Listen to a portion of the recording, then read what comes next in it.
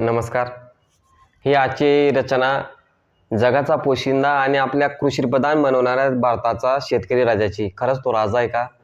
इथल्या व्यवस्थेने त्याचे केलेले हाल या कवितेच्या माध्यमातून सांगण्याचा प्रयत्न केला आहे की अनाथाला राजा बनवून व्यर्थ दर्पका वाढविला, राजा नव्हताच कधी राजा मंच म्हणून चळका चालविला, मध्यम नव्हताच कधी व्यापार आणि दुय्यम नोकरी.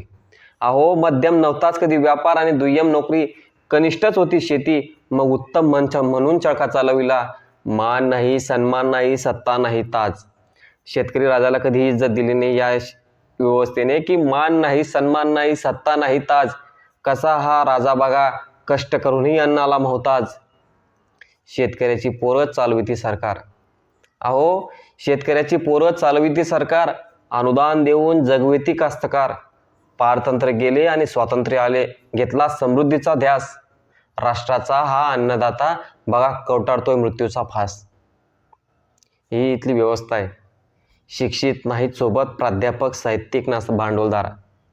अहो, शिक्षित नाहीत सोबत प्राध्यापक, साहित्यिक ना भांडवलदार, आणि स्वतःच्या कष्टावर आणि निसर्गाच्या अवकृपेवर अन्नदाता आहे निराधार. जवान लढतात देशासाठी. अहो, जवान लढतात देशासाठी, नेते लढतात सत्तेसाठी, आणि कास्तकार लढतो सर्वांसाठी, पण मरतो मात्र फक्त स्वतःसाठी. नेता नाही, नेतृत्व नाही, नाही कोणी सरदार. शेतकरी राजाची बाजू मांडणारे तर कोणीच नाही मित्रांनो, की नेता नाही, नेतृत्व नाही, नाही कोणी सरदार. अनुदानासाठी दरवर्षी जिजवतो हा शासकीय दरबार. जय जवान जय किसान शब्द छल वाटतात सारे.